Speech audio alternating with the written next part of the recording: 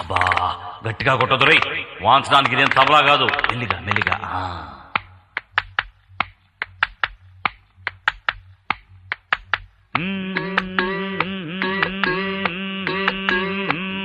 ఇది తైలం పెట్టి తాళం పట్టి తాళాంగుతో తలంటితే మోత, ఇది ఉల్డే రుద్ది బుద్ధే శుద్ధి చేసే కొద్ది తమాషలే తీత.